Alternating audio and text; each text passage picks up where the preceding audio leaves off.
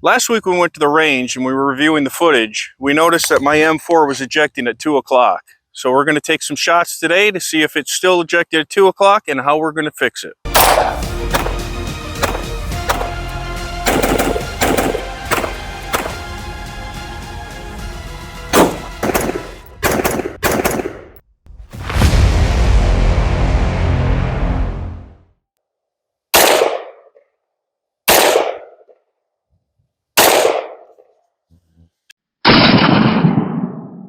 Your AR should be ejecting in a 3 to 4 o'clock position.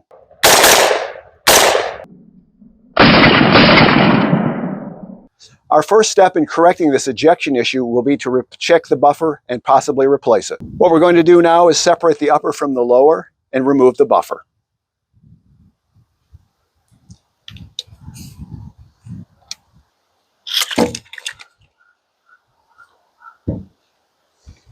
To remove the buffer and the buffer spring, make sure your hammer is in the cocked position. Press in on the buffer to remove pressure on the buffer retaining pin. It might be helpful to use a small tool to press down on the buffer retaining pin. Control the buffer as it tries to pop forward and remove the buffer from the receiver extension. Removing the buffer is a simple matter of twisting it away from the spring. This buffer is a carbine weight buffer. It's basically junk. They love to put these in gun kits and gun builds because they're cheap.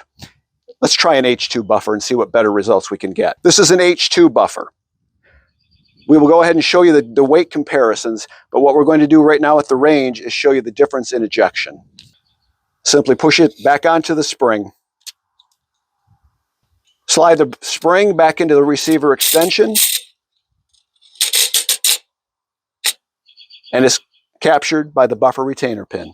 You're now ready to put the upper back to the lower and test your results.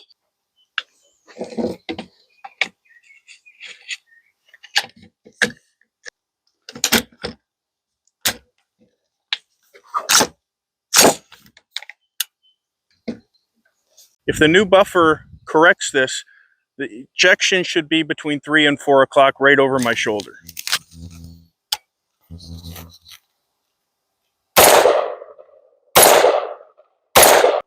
I could see them out of the corner of my eye. Definitely fixed the problem. The easiest way to tune how an AR15 carbine cycles is by adjusting the reciprocating mass by using different buffer weights. What buffer weight is ideal? Too heavy a buffer and you run the risk of a short stroke, but too light a buffer and you run the risk of failures to feed and absolutely beating your weapon to pieces. The main reason most carbines show up with a 3-ounce buffer is because it's very convenient for the manufacturer. They're inexpensive, but they are very poor when it comes to function. The different buffers available for carbines are carbine buffers. They have 3 steel weights and weigh 3 ounces. An H buffer will have 2 steel weights with 1 tungsten weight. They weigh in at 3.8 ounces. The H2 buffer uses 2 tungsten and 1 steel, and it weighs 4.6 ounces. The H3 buffer uses 3 tungsten weights and weighs 5.5 ounces. These weights can vary slightly depending on manufacturer. Carbine buffers are quite inexpensive. The H2 buffer we use today was about $17, and the improvement it made to our gun was quite phenomenal. You see how easy it is to change this buffer. We've changed completely the ejection pattern on this carbine. Don't be afraid to experiment. Try new things. Get your gun running the very best it possibly can. The information in this graphic has not changed in all the years of the AR15. Thanks for watching the video today. This is the kind of information we want to give you in every video. Information that'll help you maintain your gun, even upgrade your gun, do things that'll increase the life and health of your weapon. Make sure to come back and visit us in the future. Smash that like button, hit the subscribe button, and also the notify button for future videos.